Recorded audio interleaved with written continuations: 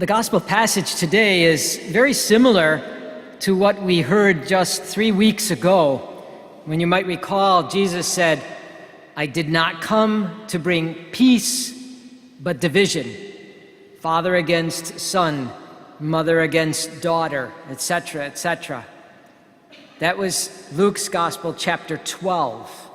Now today we've moved into chapter 14, and St. Luke makes the point even stronger.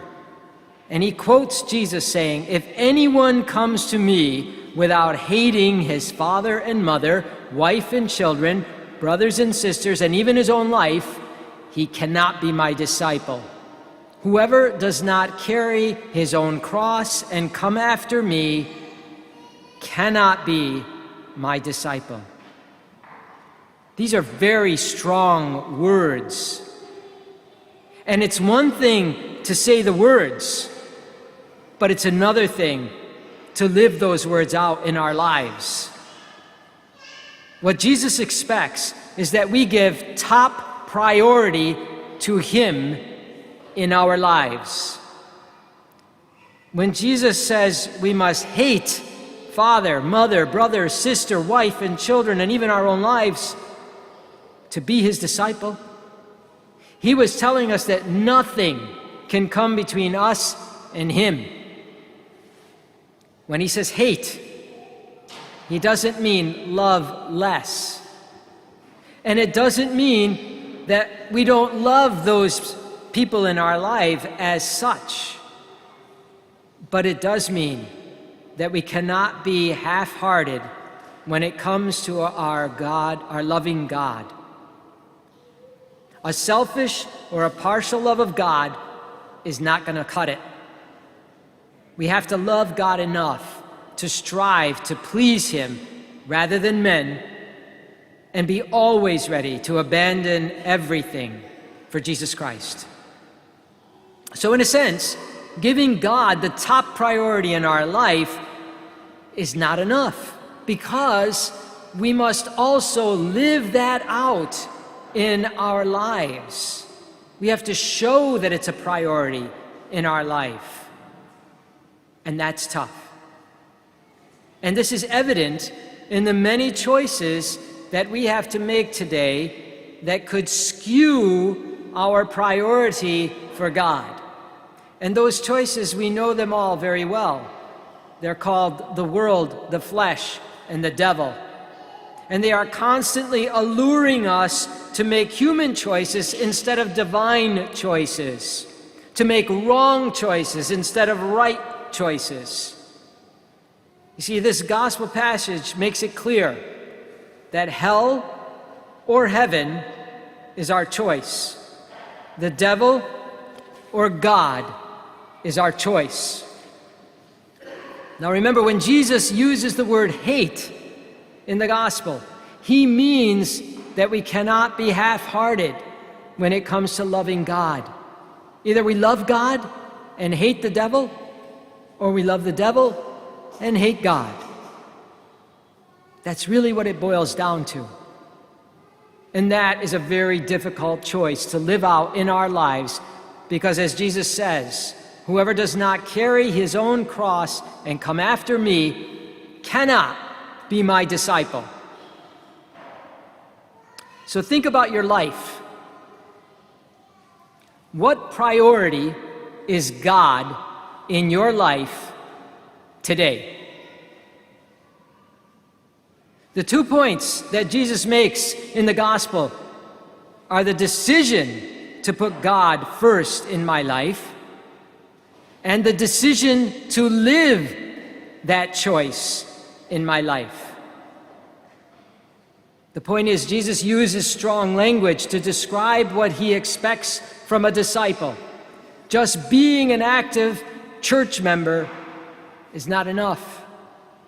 Jesus doesn't want disciples who just go along with the crowd. He wants committed Christians, those who are aware of the costs of following Him and who choose to follow Him anyway, regardless of those consequences. So, What he wants is for us to be a disciple, knowing that it is not going to be convenient. It is going to be costly. Costly in terms of money, time, relationships, and priorities. So let me give you an example of how this can play out in our lives. Charlie DeLeo grew up as a tough kid on New York City's Lower East Side. After returning from Vietnam, he got a job as a maintenance man at the Statue of Liberty. Part of his job was to take care of the torch in the statue's hand and the crown of the statue's head. He had to make sure that the sodium vapor lights were always working and that the 200 glass windows in the torch and in the crown were always clean. Charlie would point to the torch and proudly say, "That's my chapel. I dedicated it to the Lord, and I go up there and I meditate on my breaks." That's not all Charlie did for the Lord. He received a commendation from the Red Cross after donating 65 pints of blood. After hearing about the work of Mother Teresa of Calcutta in India, he donated thousands and thousands of dollars to her and to people like her. Charlie said that when Pope John Paul II spoke at Battery Park, a mile and a half away from the Statue of Liberty, he stood on the catwalk that circles the torch, and he listened to the Holy Father's talk. And from that same catwalk, Charlie prayed fervently for the success of the Holy Father's visit to the United States. In an interview, Charlie said, "I don't socialize much, I don't have any fancy clothes, but I have fun. The thing is, however, I don't have enough money to get married. I don't keep any of my money. After I got my job, I sponsored 6 orphans through those children's organizations." Charlie finally ended his little discussion by saying, "I'm the keeper of the flame of the Statue of Liberty." One of the park guides, later speaking about Charlie, said, "That is so exactly true. He is exactly what he says, the keeper of the flame. And we all take it seriously now because we know the kind of guy that Charlie is." Charlie made a decision to put God first in his life, other people second,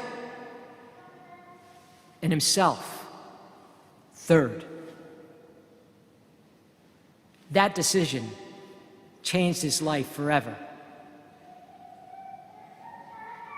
And so, my brothers and sisters, the bottom line is that we must be willing to lose everything rather than lose Jesus, or we are not his disciple.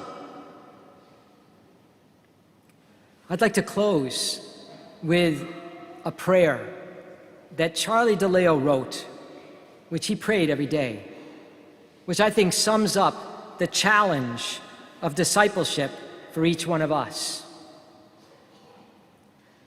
"O Lord, I don't ever expect to have the faith of Abraham, nor do I, O Lord, ever expect to have the leadership of Moses, nor the strength of Samson, nor the courage of David, nor the wisdom of Solomon. But what I do expect, O Lord, is your calling on me someday. What is your will, I shall do. What is your command shall be my joy, and I shall not fail you, O Lord. For you are all I seek to serve."